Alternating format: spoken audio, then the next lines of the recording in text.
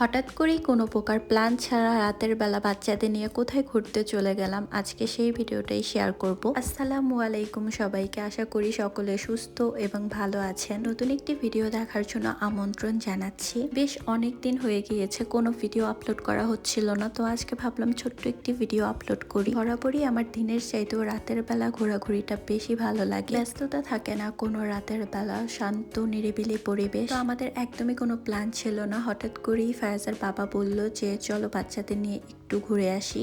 এসব দেশে শীতের সময় যেহেতু একদমই বের হওয়া যায় না, খুব বেশি ঠান্ডা থাকে, তাই গরমের সময়টা আমাদের এমনই হয় যে প্ল্যান ছাড়াই আমরা বের হয়ে পড়ি। আর বের হলে আমরা বাচ্চারা একটু আনন্দ করতে পারবে এমন জায়গায় চুজ করি। তো আমরা এখানে লুনা পার্কে চলে গিয়েছিলাম। আর লুনা পার্কে ঢুকতেই দুই ভাই এত বেশি এক্সাইটেড ও হ্যাপি হয়ে গিয়েছিল যে তাদের আর থামাতে পারছিলাম না। আর সব বাচ্চারাই এমনই হয় যে খেলার পাগল হয়। তো ফায়াজের বাবা দুই ভাইকে সুন্দর করে বসিয়ে দেয়। তারপর এটা যখন ঘুরছিল, এখান থেকে একটা বানর ফিকা হচ্ছিল ওদের উপর।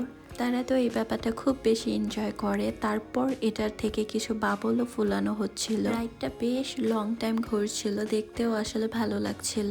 পরবর্তীতে নেমে আমরা আরো ভেতর দিকে যাই। পার্কটা বেশ বড় ছিল। আর এখানে ফারিক আমাকে দেখাচ্ছিল ডাইনোসর। বাইরে নিয়ে গেলে বাচ্চারা অনেক কিছু দেখে, শিখে, আবার খেলে, টাইমটা সুন্দর কাটে। ফায়াজ ফারিক ছোটবেলা থেকে বাইরে ঘুরতে খুব বেশি পছন্দ করে, যে কারণে আমরা সময় পেলেই ওদের বাইরে নিয়ে যাই। তো পার্কটাতে অনেক বেশি খেলনা, অনেক বেশি রাইড ছিল, যেগুলো ছোটদেরও ছিল আবার বড়দের জন্যও ছিল। তো ফায়াজ ফারিক সবগুলোতে আর উঠতে পারে নাই। ছোটদের জন্য করা যে রাইডগুলো ছিল বলতে গেলে সেগুলো সবগুলো দিয়ে তারা উঠেছে।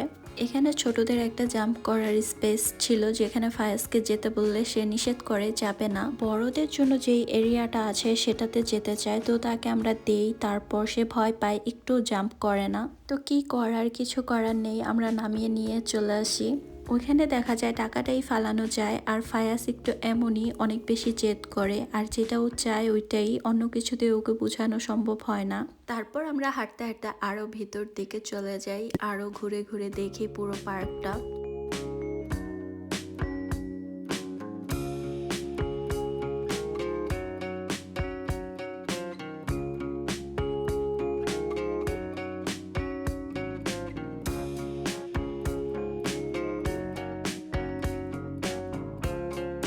আমরা খুঁজে খুঁজে বাচ্চাদের কিছু রাইডে চড়াই আর কিছু রাইড স্কিপ করি, যেগুলো রোলার কোস্টার ছিল, অনেক একটু ভয়ানক, বাচ্চাদের জন্য ওটা ঠিক হবে না। বাচ্চারা যেগুলো ভয় পাবে না সেগুলোতে চড়াই। এটাতে চড়তে ফায়াজ ফারিক খুব বেশি পছন্দ করে, আর আমি একদম ধরেই রাখতে পারছিলাম না, সে যাবে, উঠবে। পার্কের মেন আকর্ষণটা এখানেই ছিল, এই বড় হুইল। তো আমি নিচে ছিলাম, তারা বাপ ছেলেরা উঠেছিল, আর এটা থেকে একদম সম্পূর্ণ পার্কের পুরো ভিউটা দেখা যাচ্ছিল। অনেক বেশি পছন্দ করে, তো তিনি বেশ কিছু সময় কাটিয়েছে গাড়ি চালিয়েই। এই ছোটখাটো মেমোরি গুলো, বাচ্চাদের সাথে সময় কাটানো গুলো আসলে একটা সুন্দর মেমোরি।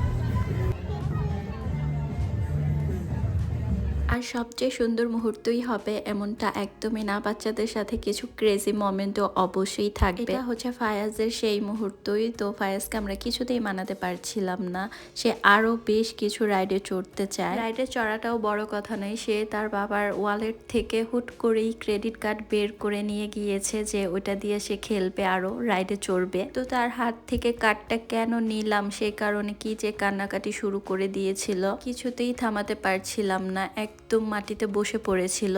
যাই হোক, পরে আমরা চিন্তা করলাম আর এখানে থাকা যাবে না, আমরা এখন বাসায় চলে যাই। বাচ্চার সাথে থাকলে এমন নানা ধরনের এক্সপিরিয়েন্সের মধ্যে দিয়েই দিন কাটাতে হয়। আর একটু ক্যাপচার করে রাখলাম, বলছিলাম যে এটা ফায়াজকে দেখাবো যখন সে বড় হবে, যে বাইরে গেলে কি পরিমাণ দুষ্টুমি করতো। তো আমরা আর বেশি রাত করিনি, আমাদের আবার পরদিন আনকোনা সিটিতে যাওয়ার একটা প্ল্যান আছে।